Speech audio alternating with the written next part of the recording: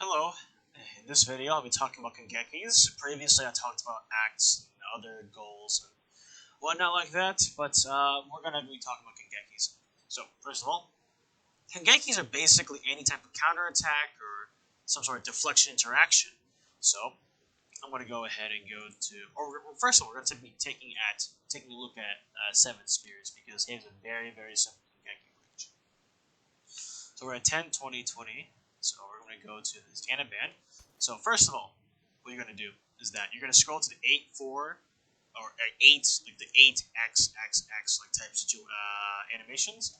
So these are all the counterattacks. I'll play through a few of them and you'll see what I'm talking about. This is him deflecting, him blocking, him, I don't know, heavy blocking, I believe. Oh, this is heavy block right here. This is a light block from Sabimar. This type of block is used for Sabimar and Smart Passage, like a bunch of flurries of attacks. This is like a heavy block for Ichimonjis.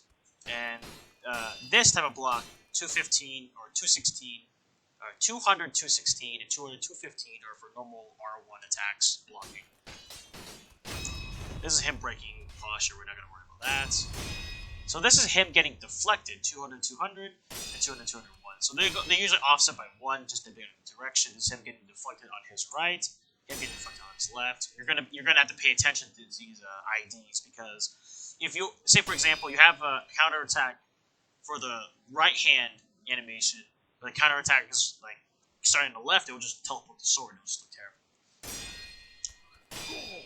And this is a special one where he doesn't do anything. We're going to start from A400. So, first of all, we're going to be replacing some default values, so it's a lot easier for us to read.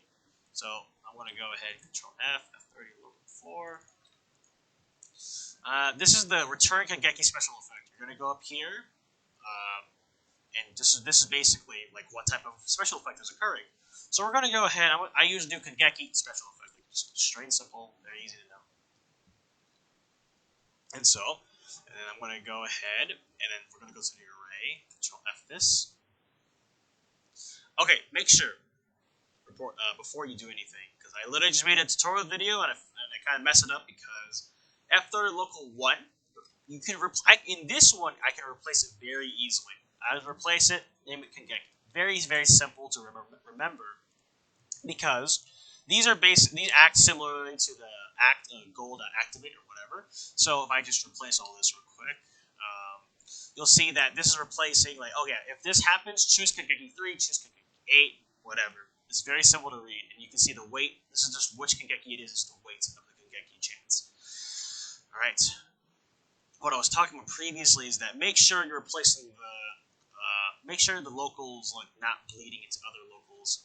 Say, for example, I'm just going to undo this change. So F30 local 1, say if there's F30 local 11, it would also replace half of F30 local 11. So just keep an eye on that. You're usually not going to run into that, but if you do, just double check what you're replacing. Okay. So now this should be a little bit easier to read. I'm just going to go ahead and replace the get distance variable. Just going to can dist. It'll just shorten it something you can understand. Okay, so this should make a lot more sense for now. So we're gonna read off. Okay, F30 local 5, just getting special, getting stamina. So this is just saying, like, if he's got less than 0 stamina, do a Kengeki 50, and Kengeki 50 is usually nothing. Yep, there it is, nothing. That's a weird one. Most enemies don't do that. We're gonna do this one right here. Else if Kengeki special of 200, 200. We're gonna go find 200, 200.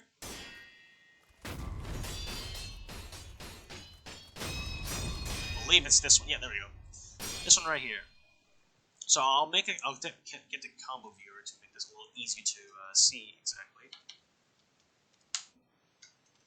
Sorry about that. Seven Spears got some weird formats. Okay. Let's just look. If 7 Spears had a Kengeki special of 200, 200. So if you force him to do this, like when you deflect him in a certain direction, he'll 200, 200 will appear. Now his AI will read, okay, the Kengeki is 200, 200. It's counterattack.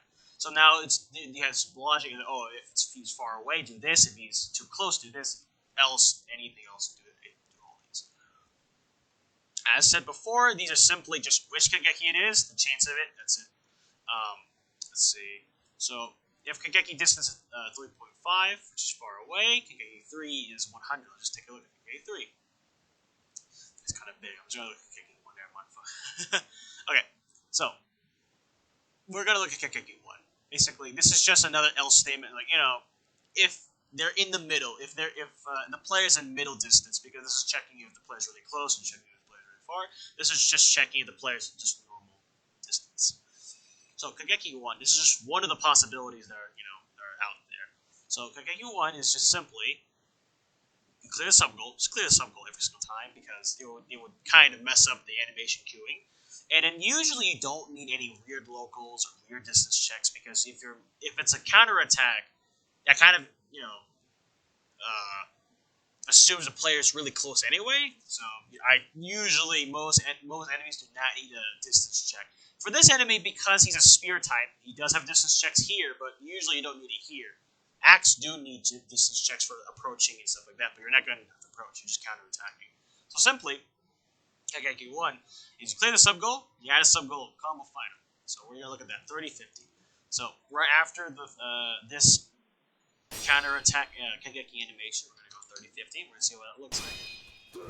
So that looks smooth because, boom, and then it'll transfer to this move, and he just attacks again. Yeah, sorry about the actual spear, it's not appearing here. I'm just going to use a sword just for convenience sake so you can see what's going on. So that looks good. That looks pretty good, You would not want like this. You wouldn't want 30-56 because that wouldn't blend well. So it would look kind of. Oh, actually, surprisingly blend. Okay, no, I ate my words. I put a lot of blending on that. Let's take a look at a really bad one. Yeah, this one. This one's way too quick. Horrible blending on the wrong side. This will look pretty bad. Well, it doesn't look bad, but it's pretty unreactable. Just make sure you have an actual animation that corresponds.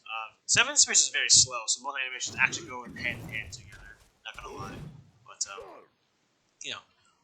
for Ishin and Owl, make sure the sides, actually, sync well. Otherwise, you're gonna have teleporting swords, and no one likes that, unless you're just really trying to hammer in difficulty or something like that. If you're into that, but either way. Okay, that should just be the branch. Simply just what special effect, what Kengeki, I don't like you. What is this? My bad. Oh lord, Okay. Get this out of my face. Okay, now it's frozen. Okay, get me out of here. Thank you. Okay. So, yeah. If you want to register a new Kengeki, you would simply go here. I'm going to retread this a little bit. Say I want Kengeki 25, go put 25, change this to 25, and just literally copy and paste this, and then change it to 25. I'm going to go through, I'm just skipping through this. So now this is registered as Kengeki 25. Then I'm going to go here, put like 9 billion, I don't know, bunch, and then put Kengeki 25, and this should just work. Like you registered it, it's here, and you put it in actual AI, it should work. So you can add new Kengekis pretty easily, no issue with that. Most enemies do not actually use all Kengekis, but I believe there's a hard cap of 50, because usually 50 is no action. Don't quote me on that. You might be able to go above, but FromSoft never goes above, and you don't really need that many unless you're making a huge boss fight. At that point, just switch the AI file completely. Okay. You can set the cool time, same thing, just change the parameters. As listed previously in the Lua Act video. But no, that should basically be it. This type of Kengeki stuff should already happen. You can change the type of Kengeki via parameters using directional, like changing direction, stuff like that. But for Lua itself, it's just checking which special effect, choosing which Kengeki, maybe setting a cool time, stuff like that. You could put logic. You can set numbers inside of these if statements if you really want to. Let me just check real quick. I'll show you a little bit more complicated one. I'll show you the owl file. So this is Resurrection Owl. And so for the Kengekis here, say for example they have a set number. So basically it's counting if he gets deflected or something like that, and then it will just see, oh, if he's deflecting so much, then do this, and you can add a new if statement, add a new Kengeki. And Kengeki 27 basically means back off. So now, essentially, if the player keeps making Owl evoke 200 to 11, then it will add 40. It will increase 47, and then as a result of that, if 47 next time the player evokes another action, if 47 is above 5, do Kengeki 27. And for me, Kengeki 27 is simply to reset the aggression meter, which is 47, which was increasing, clear the sub goal, and then back off. Pretty simple. You can do logic in between Kengekis, add new Kengekis, stuff like that. The general rule of thumb is, you see Kengeki special effect 200 XXX, just go into the Anibnd, look at what it is, and then choose what you want to do afterwards. That should be it. These ones are made. They're just sub goals, randoms. I don't know why I'm going to clear the sub goal again, but randoms, else ends, pretty simple stuff. Well, that should be it. All right. Hopefully you have a good day. Hopefully you got something from this. All right. Goodbye.